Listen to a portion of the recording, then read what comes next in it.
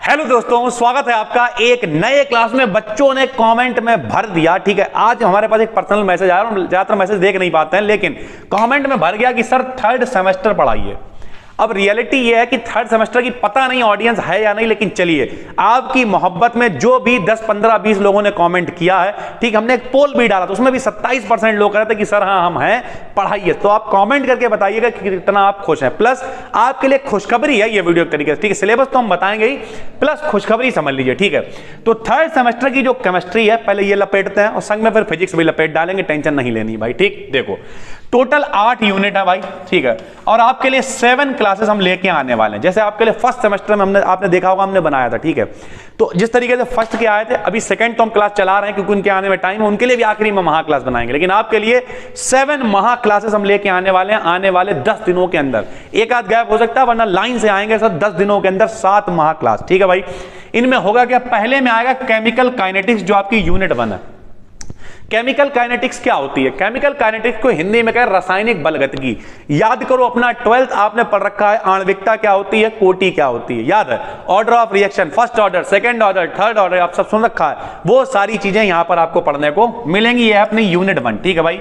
Unit second है chemical equilibrium, जिसे आप कहते हो रासायनिक साम्यावस्था। ये भी आपने 12th में पढ़ रखी है वरना 11th में पढ़ी होगी। रासायनिक साम्यावस्था क्या है, लासा-तेलिया का नियम क्या है, द्रव्यानुपाती क्रिया का नियम क्या है, इस तरीके की बहुत सारी चीजें आपको यहां पे पढ़ने को मिलेंगी। केपी क्या है, केसी क्या है, केपी केसी में रिलेशन क्या है, प्रॉपर सारी चीजें डिटेल में। आप कहोगे सर ये तो सब इंटर में ही पढ़ चुके हैं। इंटर में आपने शॉर्ट में पढ़ा था, यहां पे पूरा डिटेल में आपको पढ़ने को मिलेगा भाई, ठीक है। तीसरा फेज इक्विलिब्रियम, ठीक है। ये भी उसी से कनेक्टेड टॉपिक है, इसमें बहुत सारी चीजें आपको पढ़ने को मिलेंगी। फेज रूल क्या है, उसके बाद वाटर सिस्टम क्या है, lead cadmium system, bismuth system क्या है, ठीक है। इस तरीके की बहुत सारे 2 कंपोनेंट सिस्टम, 3 कंपोनेंट सिस्टम, बहुत सारे सिस्टम्स आपको पढ़ने को मिलेंगे भाई, ठीक है। फिर kinetic theories of gases. Kinetic theory मतलब जैसे गैसों का अणुगति सिद्धांत, गैसों के अणु कैसे गति करते हैं, किस तरीके से सारी चीजें होती हैं, वो प्रॉपर हम लोग डिस्कशन करेंगे इस पूरे महा क्लास में, ठीक है भाई।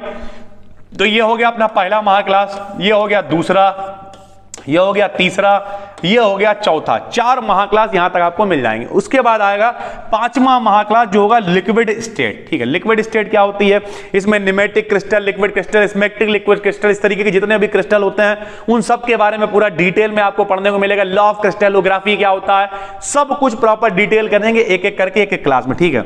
छठा जो महा क्लास आएगा उसमें हम लोग पूरे कोऑर्डिनेशन कंपाउंड को कवर करेंगे। आपने 12th में पढ़ रखा है उप सह संयोजन यौगिक, ठीक। K4FeCN का होल ऑफ 6 नाम कैसे लिखा जाता था, बर्नर्स थ्योरी क्या होती थी, BBT क्या होती थी, जितना भी चीजें थी सर, नहीं आपने याद होगा, आपको इस तरीके के नाम होते थे। यहां लिख देते थे K4FeCN का होल ऑफ 6, ठीक है भाई। और फिर इनका नाम लिखते थे पोटेशियम हेक्सासाइनोफेरेट, इस तरीके लिखा करते थे। वो सब आपको कोऑर्डिनेशन केमिस्ट्री में पढ़ने को मिल जाएगा भाई, ठीक है।